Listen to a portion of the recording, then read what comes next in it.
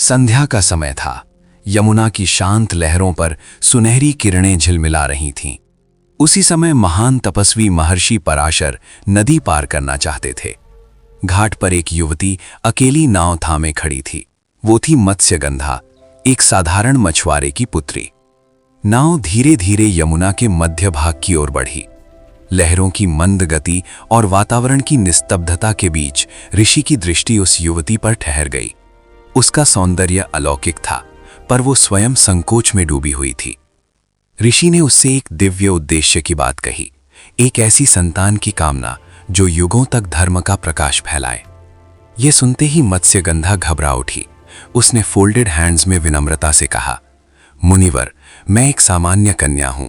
मेरे शरीर से मछली की गंध आती है। यदि किसी ने देख लिया तो मेरी मर्यादा नष्ट हो जाएगी। तब महर्षि मुस्कुराए। उन्होंने कहा, भय मत करो, आज से तुम्हारी पहचान बदल जाएगी। अपने तपोबल से उन्होंने चारों ओर धुंध फैला दी, ताकि समय और संसार दोनों उस क्षण के साक्षी न बन सके। फिर उन्होंने उसे वरदान दिया, अब तुम्हारे शरीर से दुर्गंध नहीं, बल्कि 1 योजन दूर तक फैलने वाली दिव्य सुगंध प्रवाहित होगी। और उसी क्षण मत्स्यगंधा बन गई योजनगंधा। आगे चलकर वही बनी सत्यवती, और उसके गर्भ से जन्म हुआ महाज्ञानी वेदव्यास, जिन्होंने महाभारत जैसे अमर ग्रंथ की रचना की। ये प्रसंग देवी भागवत पुराण के प्रथम स्कंध में वर्णित है, जहां एक साधारण कन्या की नियति बदलकर उसे युगों के इतिहास में अमर कर देती है।